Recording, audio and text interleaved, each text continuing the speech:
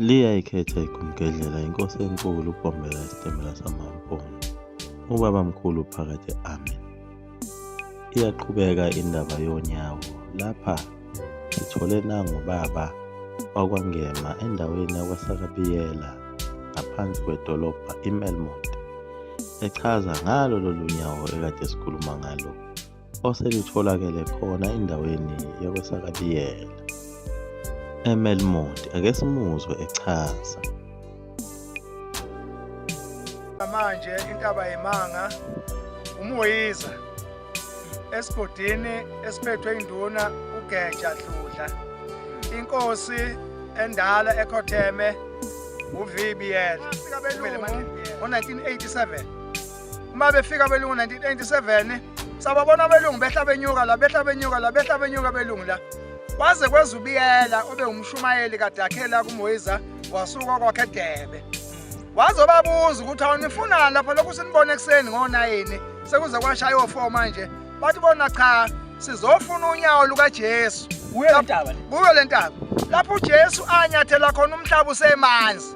Ngakho sithunywe ososayensi basempangeni sikama office amakhulu ubheka lolu nyawo, kodwa sasifuna silitholi nje silifuna ngemshini asilitholi. Nansi imshini siphethe sesihlulekele ngayo asilitholi lolu nyawo. Kwakufika abelungu la. Wakufika abelungu nomfowethu 1987. Bafika ngamabhanoyi abelungu. Bahamba ngeyimoto. Bahamba ngeyimoto. Okay ma. Bayehluleka abelungu bahamba. Bathe mase behlule abelungu sebambile. Wayese uBiyela esethuma umfana emthumela kimi ekhaya. Wathi ucela ngifikela kuye. Kukhona into ofuna ukuthi sizoyicinga la ekade icingwa abelungu abangazange bayithola abelungu. Ngakhuphuka ke ekhaya ngeza kuBiyela, saphuma kwaBiyela, sacinga. Sathi amasithi nje salibona unyawo. Kuyo le ntaba luphekwe etshe. Lolu unyawo lolu le ntaba ibhoboke ngaphansi.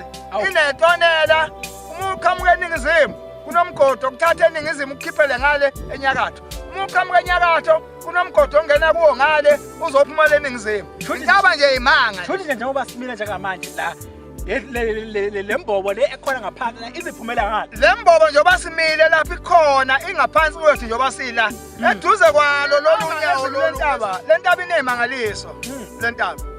Le ntaba kukhona imlingi edlalayo la. Kuyo le ntaba le. Kunemlilo edlalayo kule ntaba. Kunembane edlalayo kule ntaba. Yonke into uma uhamba lapha ngebhadi mawuhlwelwe uhamba la kunabantu ovele kuqhamuka amadoda amabili amathathu ababuza ukuthi nifunani la ngalesikhathi. Akuhamba abantu ngalesikhathi. Isikhathi sethu lesi ithina esihlala la. Ithina saba koNkulunkulu la. Phekwa le ntaba. Akekho umuntu ohambayo la kule ntaba mengasafuni lutho. Umuhlwelwe nje funeka kwazi kahle ukuthi funeka ushethe uhlwele ungahambi la ngoba kukhona amadoda ozohlangana nawo ongewona asemhlabeni awasezulweni. Abulali umuntu kodwa kutshela ukuthi ngesekwesikhathi sethu lesi. Akuhambe umuntu la. Akufuneki umuntu ngalesikhathi la. Inentona le ntaba le. Ineyimangalisi, igila imangaliso le ntaba. Ngisho ukuthiwa kusithandazelane asibuyi into singayitholile la. Ngoba ikazithombe kazingene igeje.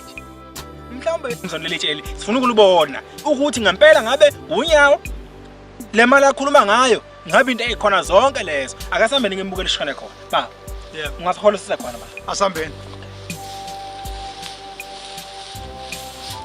Sinale kamera mafoko wafana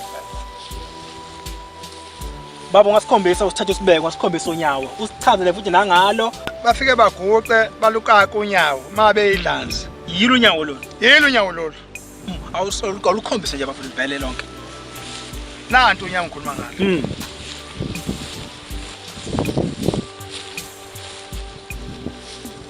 Sibona unyawo sondeze.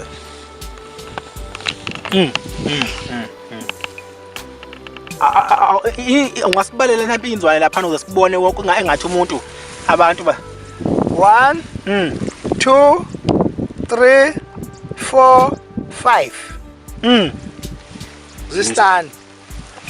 Njengoba ubona lo lwasebuhleni yilo lolu. Yebo. Manje lapha abantu abanikelayo lana abangaphili lana mhlawumbe bangazi kukhona into abayitholayo uma benikela lapha abantu. Laba abantu abanikelayo la uma benezigulo emakhaya beza la bafike banikela bayishiya imali.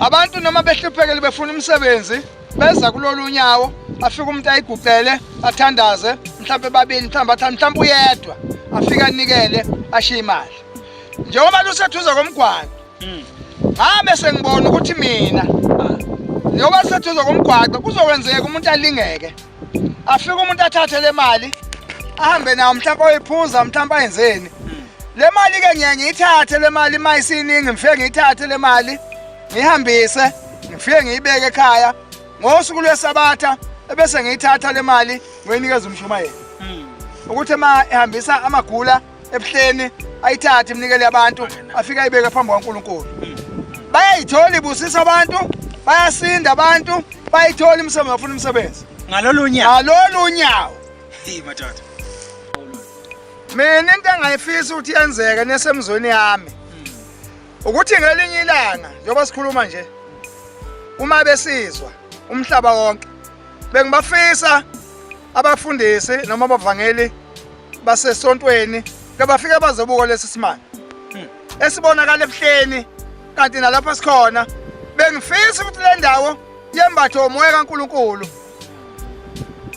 ifukanyelwe ngoba amagugu ethu la igugu lethu igugu lesizwe indawo yethu le esiphila kuyona bengafisa ukuthi mina uNkulunkulu mhlambe enze icebo lokuthi ihlale yembesekile ivikelekile ngomoya oyingcwele indawo efuna umoya oyingcwele ivikeleke le ndawo ngomoya oyingcwele ngoba indawo enempilo kuphila khona abantu futhi le ndawo kaze kwakhe umuntu nabathi bafika bayakhala bakhe emaplazini bahamba fana kajet njobi empty nje kanjena nje njobi empty nje hey lapha kunomama ukuthi mabehamba lapha ntambama sehlwile kube khona amadoda ababuza ukuthi ngalesikhathi nifunani lapha ngoba lesikhathi akuyisesene sethu bashobane labo mama kumnyaba phansi madoda manje labadoda basuka sebonakala noma akhuluma nje izolo emoyeni babona ngamehlo engqondo ayabonakala babona kodwa manje akulula ukukhuluma nabo akulula bayaphendula